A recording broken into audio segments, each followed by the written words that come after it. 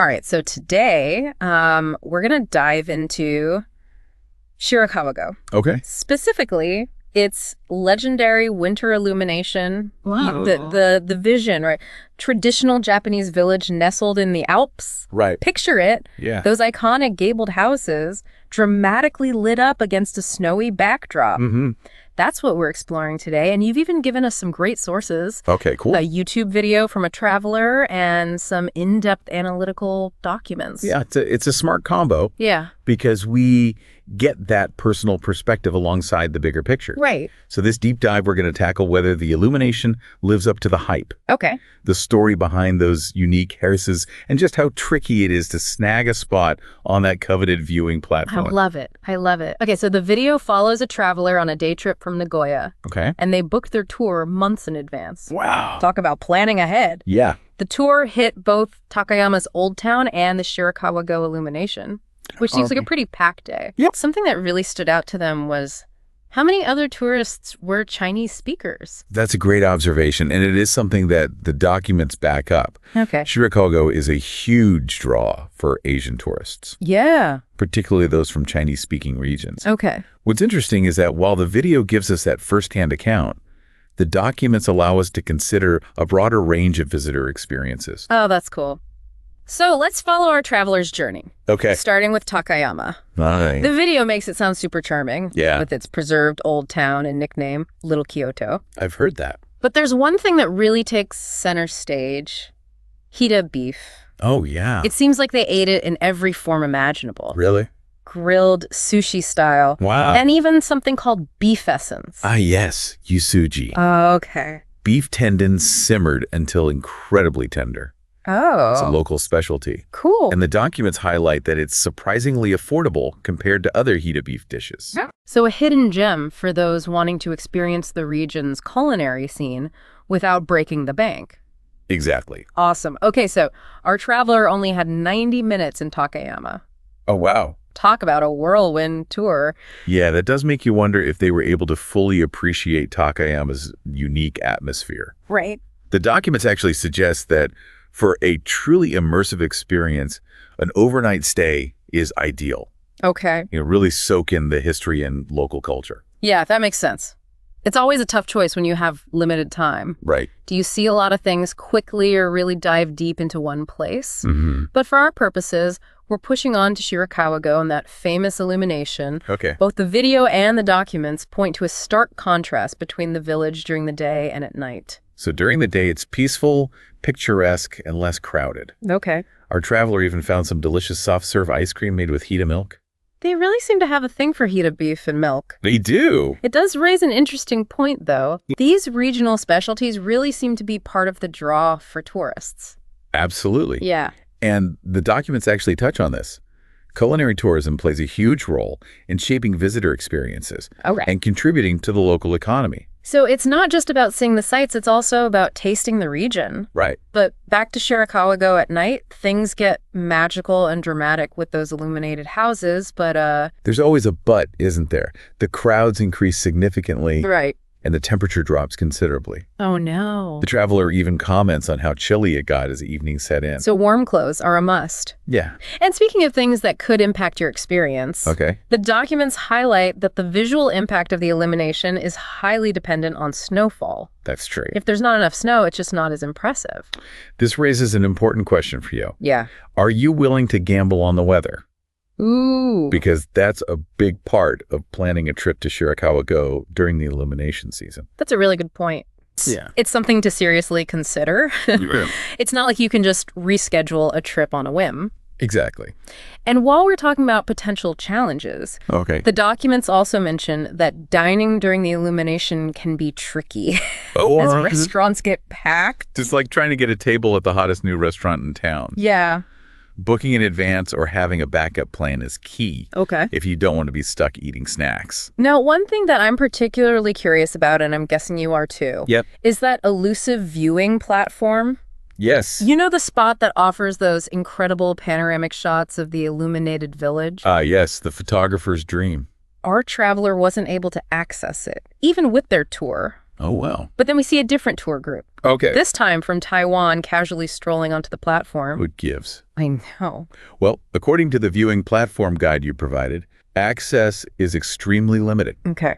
You can either stay at a guest house in Shirakawa-go, which we know can be pricey. Right. Snag a spot on a specialized tour. Okay. Or there's this mysterious mention of a special reservation. Special reservation. Yes. That sounds almost secretive. It does, doesn't it? I'm dying to know what that entails. The document doesn't elaborate, unfortunately. It does make you wonder, though.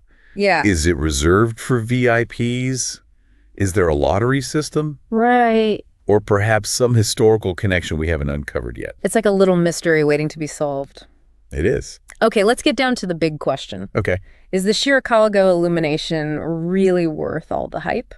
Good question. Our traveler says yes. Okay. But they were quick to point out that it's heavily weather dependent. And when we look at the documents, they echo that sentiment. There's no simple answer.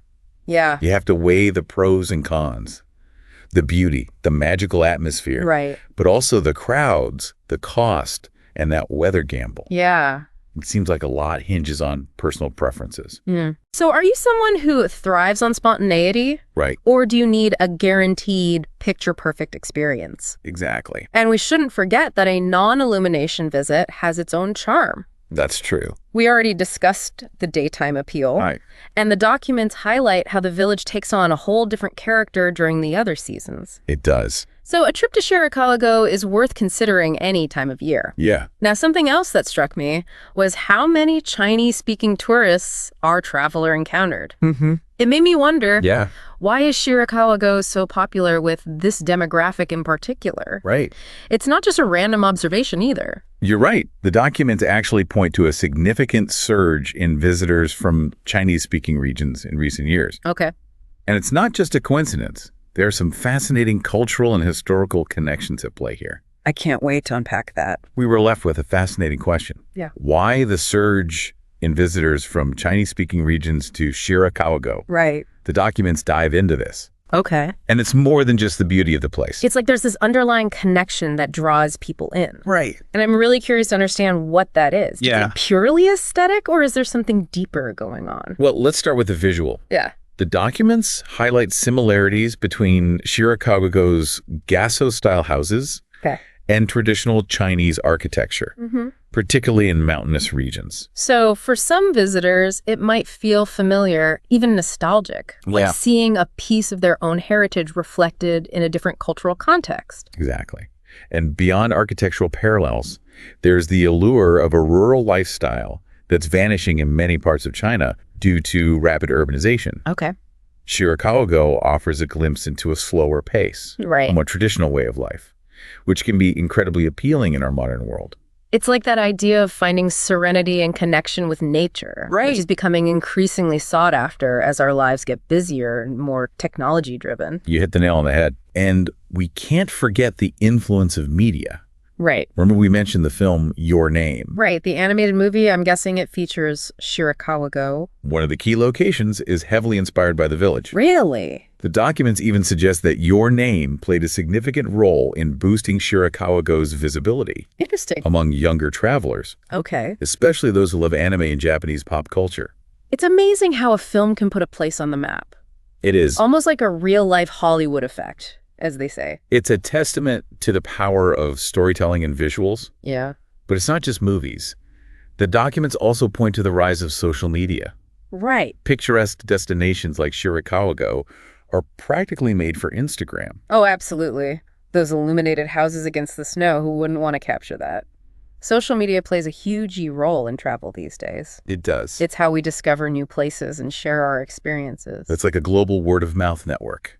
And with a visually stunning place like Shirakawa-go, those images spread like wildfire online, creating a surge of interest. So we've got this fascinating mix of cultural connections, media influence, and the power of social media all converging to make Shirakawa-go a must-see destination. And it's not just about the place itself. It's about the entire experience. Yeah. The documents mention that tour operators have adapted to the growing demand by offering specialized tours and services, catering specifically to Chinese-speaking tourists. That makes it so much more accessible for a wider range of visitors. It does. They're making it easier to experience Shirakawa-go even if you don't speak Japanese. Precisely. They've recognized the importance of catering to a global audience.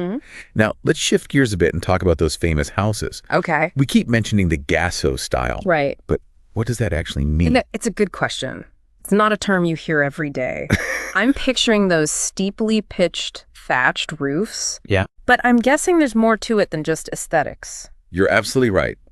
The documents describe gashozukuri, which translates to constructed like hands in prayer. Wow. Referring to the steep slope of the roofs. Okay. They're designed that way for a reason. I see. To withstand the heavy snowfall common in the Japanese Alps. So it's a brilliant example of form-following function. Yes. A beautiful architectural style born out of necessity. Exactly. The gasho style allows snow to slide off, preventing buildup that could collapse the structure. Right. It's a testament to the ingenuity of those who built these houses centuries ago. And the fact that they're still standing today is incredible. But it's not just the roof design. Right. The documents mention that these houses are built without nails. Yes. How is that even possible? It's a fascinating technique called komi iritsuke, which involves intricate joinery and interlocking beams. Wow. It's like a giant 3D puzzle, relying on the skill and precision of the builders. It speaks volumes about their craftsmanship and the durability of these structures. It does. It's like they were the master Lego builders of their time. A great analogy. Yeah. And speaking of hidden features, those large attics weren't just for storage. Oh, really? They played a key role in sericulture. Okay. The raising of silkworms. So these houses weren't just homes, they were like mini factories. Right. It's amazing to think about those families working together, raising silkworms in their attics. It adds another layer to the story of Shirakawa-go. You're right. It's a glimpse into their lives and livelihoods. The architecture tells a rich story about the region's history and its connection to silk production. It's fascinating how a building can be so much more than just a physical structure. It is. It's a living, breathing testament to the past. But let's get back to that magical illumination. We've talked about the pros and cons, the crowds, the weather. Right. But what about the actual experience of being there, surrounded by those glowing houses? The traveler in the video describes a sense of awe and wonder, like stepping into another world. Yeah. The soft glow against the snow creates an ethereal atmosphere, both magical and romantic. You can almost feel the magic through their words. Yeah. And the photos and the documents are stunning. It truly looks like something out of a fairy tale. Absolutely. Yeah. And the traveler notes that the illumination highlights the intricate details of the houses. Okay. In a way, daytime viewing doesn't. Interesting. The play of light and shadow creates a depth and texture that's mesmerizing. So you're seeing the familiar in a whole new light. Literally, I bet the crisp winter air adds to the atmosphere too. You're right. It's a multisensory experience. Right. But we can't ignore the crowds. Did the traveler offer any tips for navigating the throngs of people? They did. They recommend arriving early to snag a good viewing spot. Okay. Especially if you're after those iconic photos without a sea of heads in the foreground. Right. And they suggest exploring the village during the day when it's quieter. Okay. And then staking out your spot as evening approaches. That's a smart strategy. Yeah. It lets you experience Shirakawa-go from different perspectives, right, while avoiding the peak crowds. They also emphasize the importance of dressing warmly as the temperature really plummets after sunset. Yep. Good. Layers are key, and comfortable footwear is essential since the ground can be slippery, especially with snow or ice. It's all about being prepared. You don't want to be shivering and slipping while trying to appreciate the beauty of the illumination. Right. And remember their tip about packing snacks and drinks. Yes. Finding a restaurant during the illumination can be a real challenge. Right. It's not a place to be caught out hungry and thirsty. So planning and preparation are essential for making the most of the Shirakawa-go winter illumination. They are. Speaking of planning, is there anything else we need to know about this event before we dive into the logistics of actually getting there? There's one interesting historical tidbit the documents mention. Okay. The illumination is a relatively recent tradition, dating back only to the 1970s. Wow.